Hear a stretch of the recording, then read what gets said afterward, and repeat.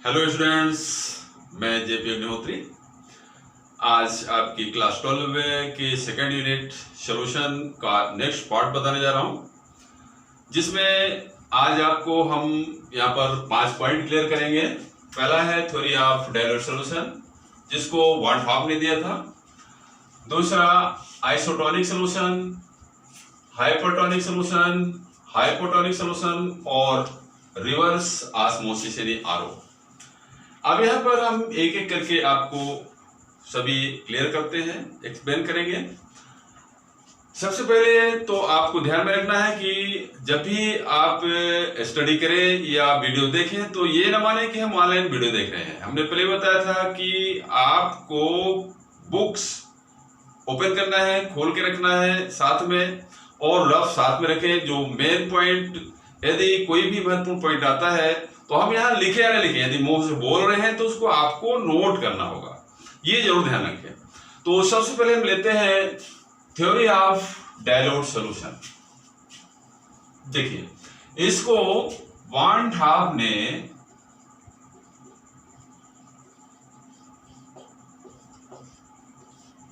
इस थ्योरी को दिया था। उन्होंने बहुत सारे ऑब्जर्वेशन किया, परीक्षण के आधार पर उन्होंने जो बताया, उन्होंने एक सुझाव दिया था कि किसी भी सब्सटेंस की, यानी किसी भी पदार्थ की डायलूट सॉल्यूशन स्टेज, तनु विलयन की अवस्था, और उसी जो सॉल्यूट खुला हुआ है उसी की गैसियस स्टेज, गैसीय अवस्था में काफी समानता होती है। चूंकि गैस का जो प्रेशर होता है, दाब होता है, आपको मालूम है कि गैस का प्रेशर गैस के अणुओं के पात्र, जो कंटेनर होता है, पात्र की दीवार पे लगातार कोलिजन यानी टक्कर के कारण उत्पन्न होता है।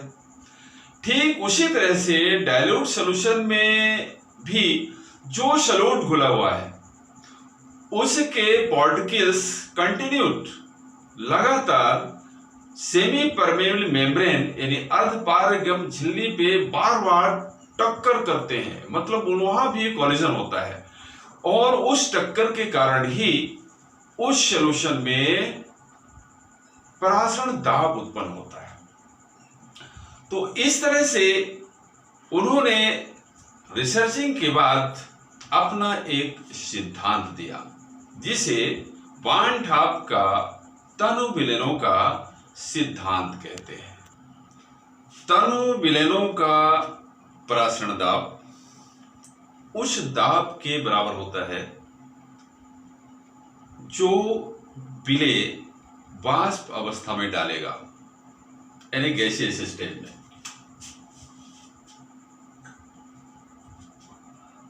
गैसियस स्टेज में तनु विलयनों का परासरण दाब, मतलब डायल्यूट सॉल्यूशन का परासरण दाब, ऑस्मोटिक प्रेशर, उस दाब के बराबर होता है जो सॉल्यूट विलय वाष्प अवस्था यानी गैसियस स्टेज में डालेगा, जबकि उसका टेम्परेचर और वॉल्यूम, ताप और आयतन विलयन के ताप और आयतन के इक्वल हो, बराबर हो। यही तनु विलयनों का वॉन हॉफ का सिद्धांत कहता है। सीधी सी बात है कि सेम टेम्परेचर और वॉल्यूम, आयतन फिक्स है, निश्चित है, और टेम्परेचर फिक्स है, तो वहां पर एनर्जी लेवल भी इक्वल रहेगी। उस पोजीशन पे यदि, चूंकि जो सॉल्यूट है, जो विलय है, वो सॉल्यूशन में भी है, और यदि वो गैसियस स्टेज में आ जाए तो वहां पर दोनों का इक्वल स्टेज हो जाएगी। मतलब तनु विलयन, इसीलिए बोला गया है कि तनु विलयन इन डायल्यूट सॉल्यूशन का परासरण दाब, ऑस्मोटिक प्रेशर, उस दाब के बराबर होगा जो विलय वाष्प अवस्था में डालेगा, जबकि दोनों का टेम्परेचर यानी ताप और वॉल्यूम आयतन इक्वल, यहां पर दिया हुआ है, आप इसको नोट कर सकते हैं। अब यहां पर इस सिद्धांत के आधार पर जो वान हाफ ने अपना एक इक्वेशन, गैस समीकरण, जो आदर्श गैस समीकरण है, पी भी इक्वल एन और टी, ये गैस समीकरण है।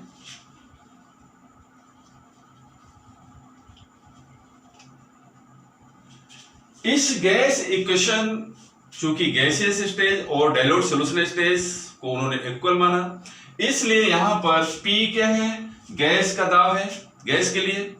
तो यहां पर केवल आपको ध्यान में रखना है P भी इक्वल nRT में से P को बदल देना है, क्योंकि P के स्थान पे उन्होंने पाई क्या है, ये osmotic pressure of dilute solution. यहां पर ऑस्मोटिक प्रेशर के स्थान पे आपको ऑस्मोटिक प्रेशर डाल देना है, इसको पाई सिंबल दिया गया है उन्होंने, और बदल करके पाई भी इक्वल एन और टी उन्होंने कर दिया, या पाई इक्वल एन वाई भी इंटू आर टी यहां पर। अब यहां पर चूंकि हमें मालूम है कि एन वाई भी ये क्या है, एन मीन्स नंबर ऑफ मोल,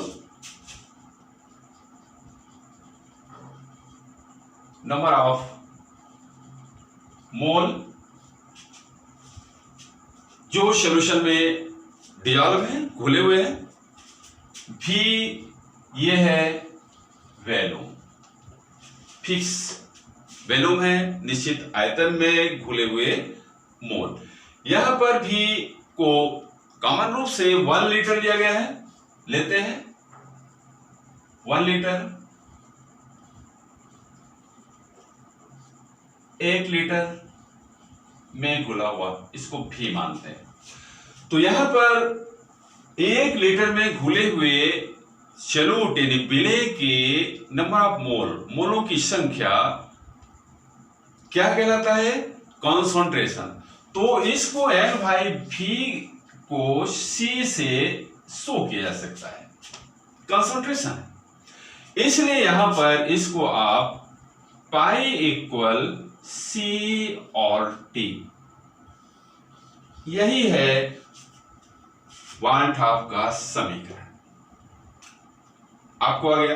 अब यहां पर एक चीज ध्यान में रखना है, क्योंकि आर और टी ये दोनों कांस्टेंट है, स्थिरांक है, इसलिए यहां पर केवल पाई इक्वल सी, मतलब किसी भी सॉल्यूशन का जो ऑस्मोटिक प्रेशर है, परासरण दाब है, उस सॉल्यूशन में उपस्थित सॉल्यूट यानी विलेय के कंसंट्रेशन पर निर्भर करता है, सांद्रण निर्भर करता है, न कि उसकी प्रकृति पर, विलेय की प्रकृति पर न करके उसके अणुओं की संख्या यानी कंसंट्रेशन पर डिपेंडेंट होता है, निर्भर करता है। इसलिए ऑस्मोटिक प्रेशर एक कोलिगेटिव प्रॉपर्टीज है, यानी अणुसंख्यक गुणधर्म है, और इसी को उन्होंने प्रूव किया था। इस तरह से आपका थ्योरी ऑफ डाइल्यूट सॉल्यूशन यानी वान हाफ की थ्योरी यहां पर पूर्ण होती है। अब अगला पॉइंट हम ले रहे हैं। अब देखिए यहां पर अगले पॉइंट है आइसोटोनिक सॉल्यूशन, हाइपरटोनिक सॉल्यूशन और हाइपोटोनिक सॉल्यूशन। मतलब समपराशरी विलयन, अति पराशरी विलयन और अल्प पराशरी विलयन, ये 3 चीज है। यहां पर आपको एक चीज ध्यान में रखना है, इन तीनों के लिए बहुत सरल सी चीज है, छोटी चीज है।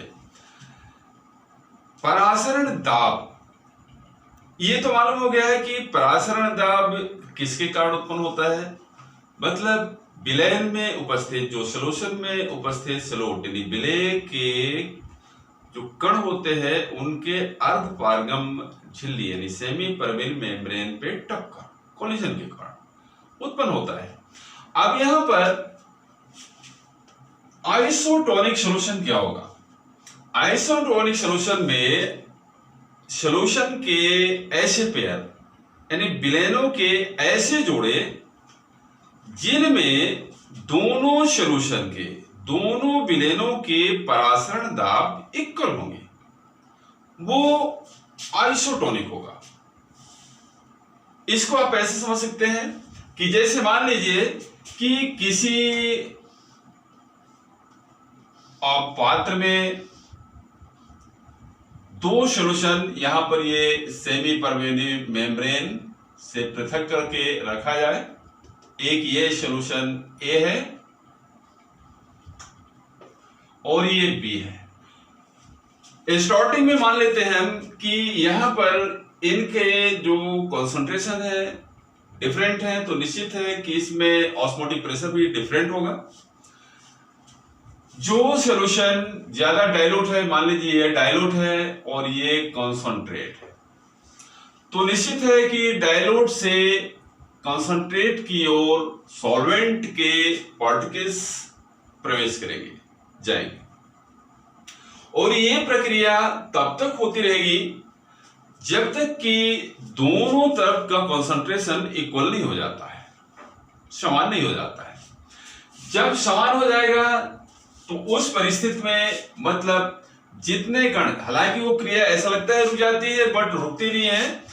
जो सॉल्वेंट के पार्टिकल्स है जितना इधर जाएंगे वो इधर भी आने लगते हैं, दोनों तरफ क्रॉस होने लगते हैं। इस तरह से अब दोनों तरफ का कंसंट्रेशन जब इक्वल पोजीशन पे हो गया, समान हो गया, तो मतलब उसमें ऑस्मोटिक प्रेशर भी इक्वल हो जाएगा, समान हो जाएगा। तो ऐसे सॉल्यूशन, ऐसे विलयनों के जोड़ों को हम कहते हैं आइसोटोनिक सॉल्यूशन। यहां पर इसमें N1/V1 इक्वल N2/V2 के बराबर होता है। अब यहां पर ध्यान दें, हाइपरटोनिक सॉल्यूशन। हाइपरटोनिक सॉल्यूशन भी हमें जो ध्यान में रखना है कि एक कोई भी स्टैंडर्ड सॉल्यूशन अपने को लेना पड़ता है जिसके सापेक्ष हम किसी दूसरे सॉल्यूशन के ऑस्मोटिक प्रेशर को हम जांच करेंगे या मेजर करेंगे, मापेंगे। यहां पर हमने मान लो कि एक सॉल्यूशन लिया हुआ है ए, ये हमारे पास है, ये सॉल्यूशन हमारे पास है। अब हमें कोई दूसरा सॉल्यूशन दिया जा रहा है, उससे टैली करना है, उसको हम सेमी परमेबल मेम्ब्रेन से फॉरगेट कर देंगे, अलग करेंगे, और इधर दूसरा जो दिया गया सॉल्यूशन था, हमें दिया गया है, उसको हम यहां पर मान लीजिए कि वो सी है। इस सॉल्यूशन को हम इस सेमी परमेबल मेम्ब्रेन के अपोजिट साइड, दूसरी तरफ इसको रखेंगे, डालेंगे। अब यहां पर हाइपरटोनिक सॉल्यूशन मतलब अति पराशरी विलयन होगा। यदि हमारे द्वारा लिए गए, पहले से लिए गए विलयन की तुलना में इस जो अभी दिया गया है उस विलयन का परासरण दाब लिए गए, पहले से लिए गए विलयन की तुलना में अधिक है, मैक्सिमम है, तो ये कहलाएगा, ये विलयन कहलाएगा हाइपरटोनिक सॉल्यूशन। और यदि जो हमने स्टार्टिंग में लिया हुआ है, पहले से हमें दिया गया है, हमारे पास है स्टैंडर्ड सॉल्यूशन, इसको हम इसी से टैली करेंगे। यदि मान लो कि हमारे द्वारा लिया गया जो विलयन ए है और जो अभी हमको दिया जा रहा है उसका परासरण दाब ऑस्मोटिक प्रेशर, मान लो ये D है, इसका ऑस्मोटिक प्रेशर हमारे द्वारा लिए गए पहले से जो हमने ले रखा है उसकी तुलना में ये जो अभी दिया जा रहा है, इस सॉल्यूशन का ऑस्मोटिक प्रेशर मतलब परासरण दाब यदि लो है, कम है, A की तुलना में यदि D लेस है ना, D is less than A, ऐसा भी आप बोल सकते हैं। तो ये विलयन जो D होगा ये हाइपोटोनिक होगा, मीन्स अल्प परासरी विलयन होगा। इस तरह से आप आइसोटोनिक मतलब जिनमें दोनों विलयन के जोड़े ही ले रहे हैं, यदि विलयन के जोड़ों का दोनों का ऑस्मोटिक प्रेशर इक्वल है, समान है, तो आइसोटोनिक बड़ी सरलता से आप बोल सकते हैं। हाइपोटोनिक दोनों में से एक का जिसको हमने पहले स्ट्रेटनर लिया हुआ है यदि दूसरा लिया जा रहा है, उसका ऑस्मोटिक प्रेशर हमारे द्वारा पहले से लिए गए सॉल्यूशन के प्रेशर से या ऑस्मोटिक प्रेशर से उच्च है, हाई है, तो वो हाइपरटोनिक कहलाएगा। और यदि हमारे द्वारा लिए गए सॉल्यूशन से उस जो अभी दिया जा रहा है पहले के लिए, उस सॉल्यूशन का ऑस्मोटिक प्रेशर यानी परासरण दाब कम है, तो वो हाइपोटोनिक सॉल्यूशन कहलाएगा। इस तरह से आपको ये चीजें कंफर्म हो गई। अब हम अगले पॉइंट जो लास्ट पॉइंट बचा हुआ है रिवर्स ऑस्मोसिस यानी RO के बारे में हम बताएंगे। अब जो लास्ट पॉइंट है यहाँ पर आप रिवर्स ऑस्मोसिस, इसको आपको ध्यान से थोड़ा सा ज्यादा दिमाग लगाना पड़ेगा, क्योंकि ये अक्सर परीक्षा में RO के बारे में रिवर्स ऑस्मोसिस पूछा जाता है। देखिए रिवर्स, निश्चित रूप से रिवर्स यानी बैक गियर, रिवर्स गियर जो होता है, तो जो ऑस्मोसिस की क्रिया होती है आपको मालूम है लो टू हाई कंसंट्रेशन, सीधे यानी जो सॉल्वेंट के पार्टिकल्स होते हैं, विलायक के कण होते हैं, वो कम सांद्रण से अधिक सांद्रण की ओर ही अभिगमन करते हैं। अब यदि हम किसी भी विलयन में जो भी सॉल्यूशन है उसके परासरण दाब जो ऑस्मोटिक प्रेशर है, उस दाब से हम यदि उच्च दाब आरोपित कर दें सॉल्यूशन में, तो सॉल्यूशन में उपस्थित सॉल्वेंट के पार्टिकल्स, सॉल्वेंट के कण, विलायक के कण रिवर्स करने लगते हैं, मतलब अर्धपारगम झिल्ली में से उल्टी दिशा में प्रवेश करने लगते हैं। इसी को बोलते हैं रिवर्स ऑस्मोटिक या रिवर्स ऑस्मोसिस। यहां पर इस सिद्धांत का या प्रक्रिया का उपयोग करके आपने देखा होगा घरों में भी RO लगा होता है। RO इसी सिद्धांत पे कार्य करता है, और समुद्री जल जिसमें काफी कुछ सॉल्ट मिला हुआ होता है, बहुत अधिक लवणीय होता है, तो उसका जो प्योर वाटर यानी शुद्धिकरण किया जाता है और पीने योग्य पानी बनाने के लिए RO यानी रिवर्स ऑस्मोसिस का ही यूज किया जाता है। इसमें सॉल्यूशन की तरह, मतलब आप समुद्री जल को सॉल्यूशन के रूप में शो कर सकते हैं, और जो सेकंड पार्ट होगा यानी सेमी परमेबल मेम्ब्रेन के बाहर आउटसाइड में प्योर वाटर यानी शुद्ध जल वहां पर संग्रहित होगा, इकट्ठा होता है, कलेक्ट होता है, और इसके बाद उसको आप आगे पीने के लिए सप्लाई कर सकते हैं या आप सेव कर सकते हैं। देखिए इसको कभी कभी विथ डायग्राम भी आता है, तो आप डायग्राम बनाना भी सीख लें।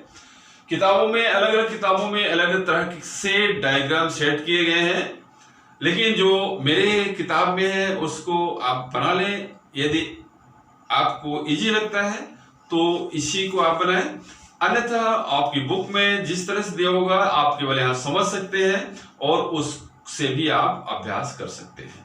तो यहाँ पर सबसे पहले मान लीजिए कि एक संयंत्र है।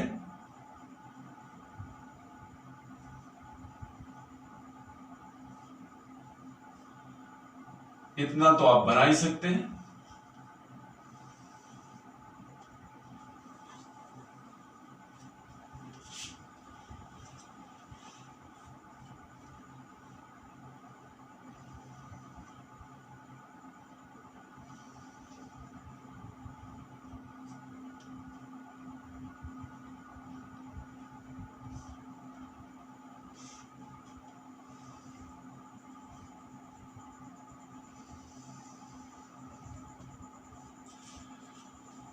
यहां पर एक पिस्टन होगा, ये पिस्टन लगा हुआ है। इससे मशीन से ही प्रेशराइज किया जाता है। आप हाथ से नहीं करेंगे, ये मशीन से प्रेशर दिया जाता है। यहां से समुद्री जल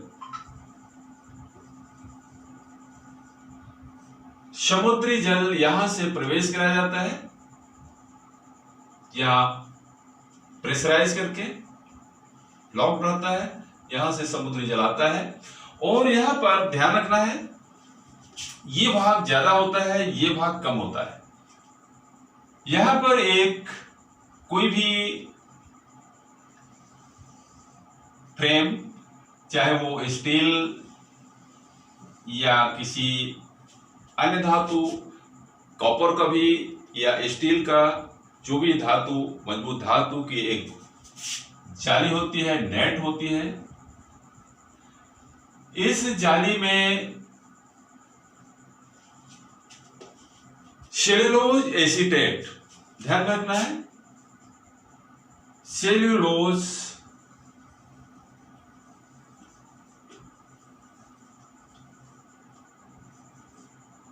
एसीटेट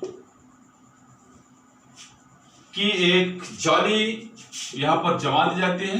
ये काफी मजबूत होती है जाली।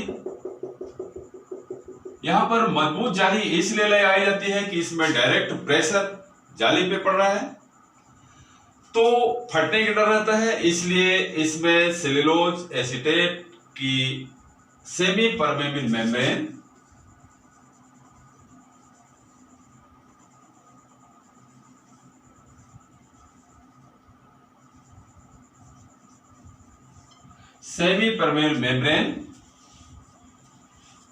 सेट कर दी जाती है किसी धातु या मेटल के फ्रेम में।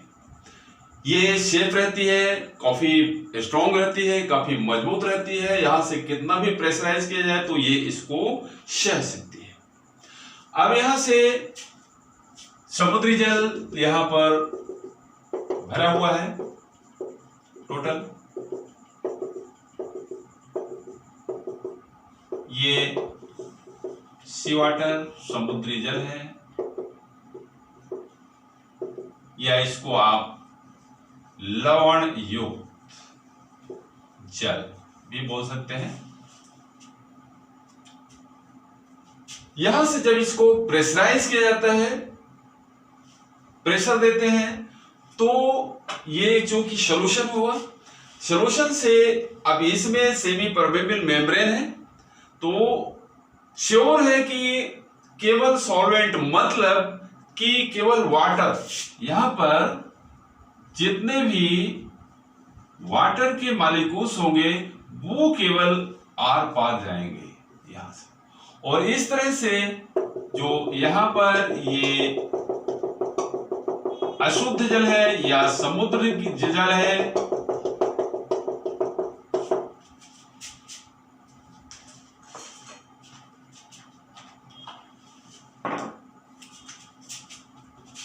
यहां से केवल फिल्टर होंगे और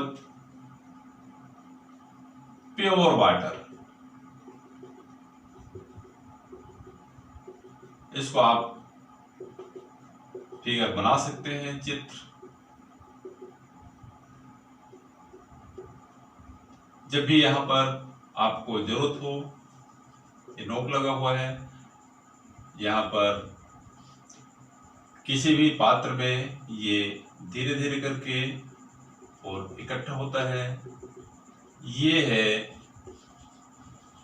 प्योर वाटर, शुद्ध जल प्राप्त हो जाता है और यही है RO, रिवर्स ऑस्मोसिस। इस तरह से यहां पर आज आपके 5 पॉइंट क्लियर हो गए हैं। अब नेक्स्ट केवल लास्ट पार्ट आपका सोल्यूशन का बचा हुआ है, जिसमें वांट ऑफ फैक्टर है और एबनॉर्मल यानी अणुसंख्यक गुणधर्म है, असामान्य अणुसंख्यक गुणधर्म जो है। केवल 2 पॉइंट बचे हुए हैं, उसको हम नेक्स्ट वीडियो में देंगे। आज के लिए इतना ही।